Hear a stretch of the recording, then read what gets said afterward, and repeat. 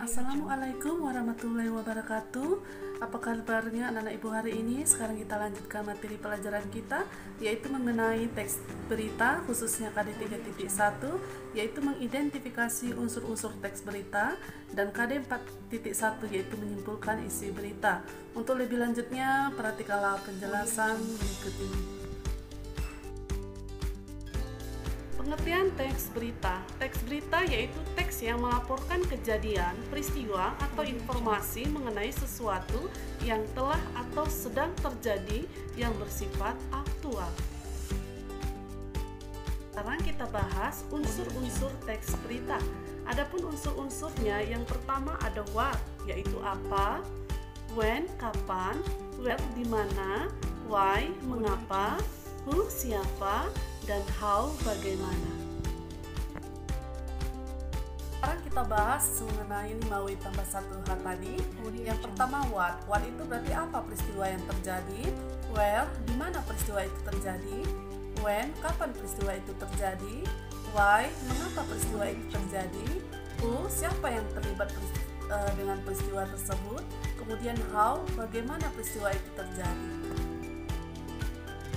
Dalam bahasa Inggris, unsur-unsur tersebut dikenal dengan 5W tambah 1H.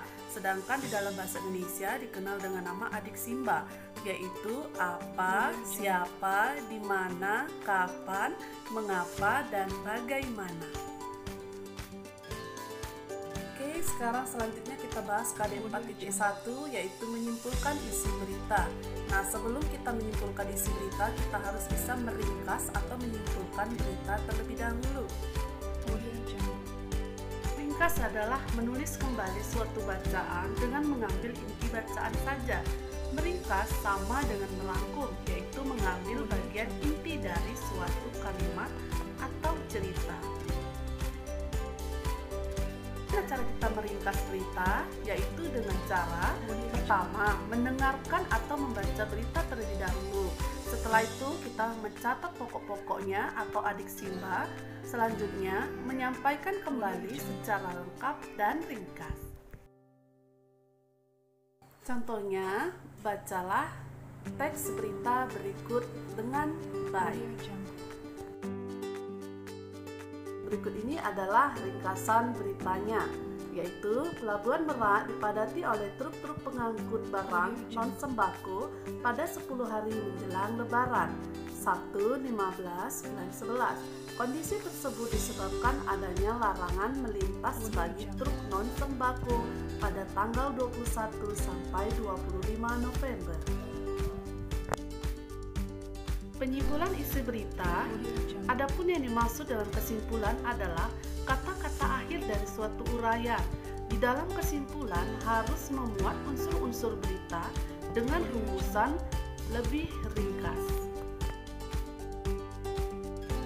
Dengan demikian, kesimpulan tentang isi berita harus memanfaatkan ringkasan kita sebelumnya terhadap pokok-pokok informasi.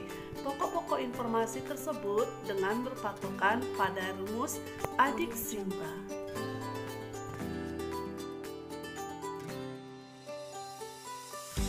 Berikut ini adalah tanggapan terhadap isi berita. Perhatikanlah pernyataan-pernyataan di bawah ini.